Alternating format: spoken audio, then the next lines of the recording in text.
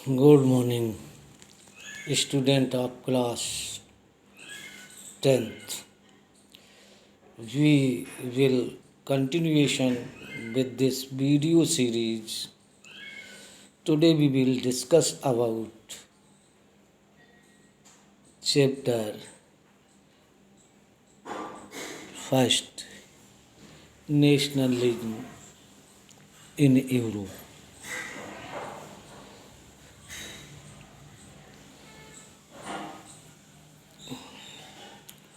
राष्ट्रवाद। यूरोप में राष्ट्रवाद का उदय।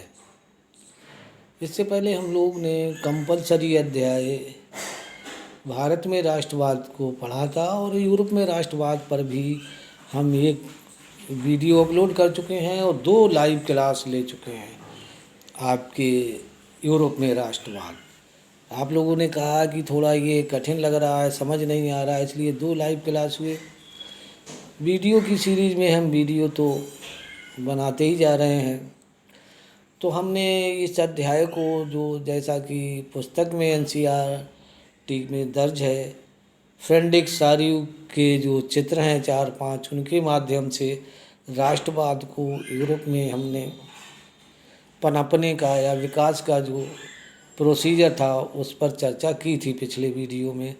और इसकी पृष्ठभूमि जो है यूरोप में 19वीं सदी में जो राष्ट्रवाद का विकास का जो पृष्ठभूमि है या जहाँ से ये प्रारंभ हुआ वो कंट्री था फ्रांस के में हमने देखा कि 1789 1789 में लुई 16वां जब वहाँ राज कर रहा था तो फ्रांस की क्रांति हुई थी।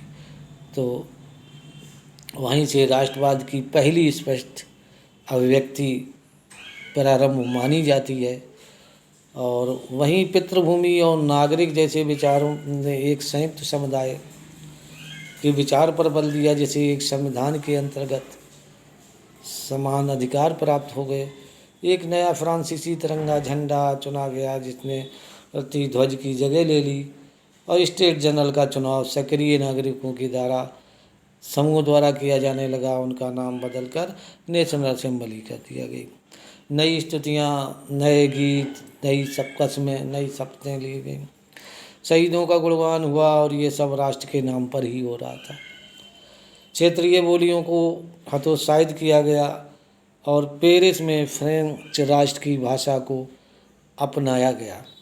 तो ये सारी चीज़ें जो हैं वो आपके राष्ट्रवाद को के विकास में बढ़ावा दे ही रही थी। इसमें बहुत सारी इस पार्ट में घटनाएं आती हैं। इसमें नेपोलियन बोनापार्ट भी आते हैं। देखो, फ्रांस में राजतंत्र समाप्त हो गया, फ्रांस में गणतंत्र लोकतंत्र स्थापित हो गया, लेकिन उसी बीच में नेपोलियन आ गया वहाँ। और नेपोलियन एक तानाशाह था, तो उसने अपना एक नेपोलियन कोड भी बनाया और उसने लगभग संपूर्ण यूरोप को जीतने का प्रयास किया। कुछ भाग, अधिकांश भाग उसको जीतने में सफलता भी मिली। तो उसके लोग, नेपोलियन ने ऐसे रिफॉर्म किए वहाँ, जैसे ने फ्रांस की बैंक 1800 में स्थापना की। फ्रांस में एक बैंक बनाई जो फ्रांसीसी बैंक के नाम से प्रसिद्ध हुई। उसने अपने नाम से ही नेपोलियन कोड बनाया, नेपोलियन संहिता बनाई, उसमें बहुत सारे सुधार किए। और उसने कहा कि जन्मसिद्ध अधिकार कुछ नहीं रह गए अब, और सारे लोग कानून के सामने बराबर हैं, और तमाम तरीके के ऐसे रिफॉर्म किए।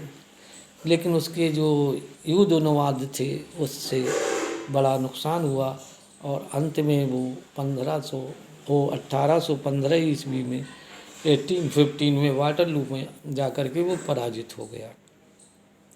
जब वो पराजित हुआ तो उसको पराजित करने के पीछे कौन कौन लोग थे?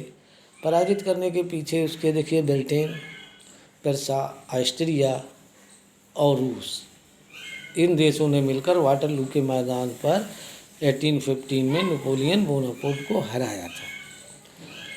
इसके बाद इन्हीं देशों ने मिलकर वियना में, जो ऑस्ट्रिया की कैपिटल थी, आज भी है, ऑस्ट्रिया एक यूरोप का देश है, तो यहाँ एक ट्रीटी हुई, एक संधि हुई, एक समझौता हुआ। ये समझौता कब हुआ? 1815 में हुआ। कहाँ हुआ? वियना में हुआ।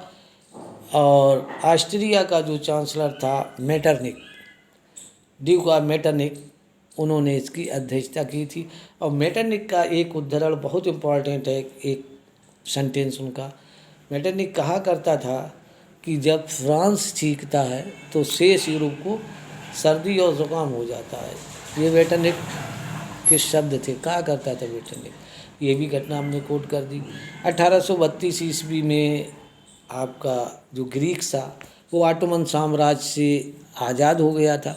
इसी में आपका रोमानीवाद आता है, रोमांटिक कल्चर भी आता है, जैसे लोकगीत है, गाने हैं, भाषा भी सहायक होती है, उसमें कल्चर भी सहायक होता है। ये सारी चीज़ें इसमें आपके आ जाती हैं। फिर इस तरीके से इसको एक मानवीय रूप भी दिया जाता है।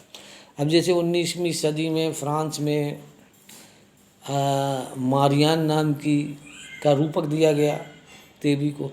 उन्होंने कहा ये फ्रांस की देवी हैं, जैसे भारत की भारत माता होती हैं, इसी प्रकार से उन्होंने रूपक दिया मारियान नाम का। और जर्मनी की जो देवी बनाई गई उनको जर्मेनिया कहा गया। जैतून वैतून का उनके पास वो था। इसी तरीके से भारत माँ के पास त्रिशूल वगैरह है, कहीं रोटी कपड़ा और वो कमल का चिन्ह दिखाया जाता है।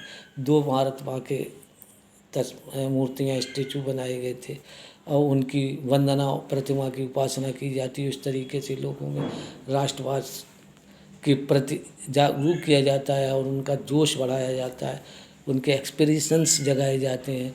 इसी को राष्ट्रवाद की भावना कहते हैं। तो ये सारी चीज़ें हैं और उनमें बहुत सारी, इसी में लिबरलवाद आ जाता है, उदारवादी आंदोलन आ जाते हैं, नारीवादी आंदोलन आ जाते हैं।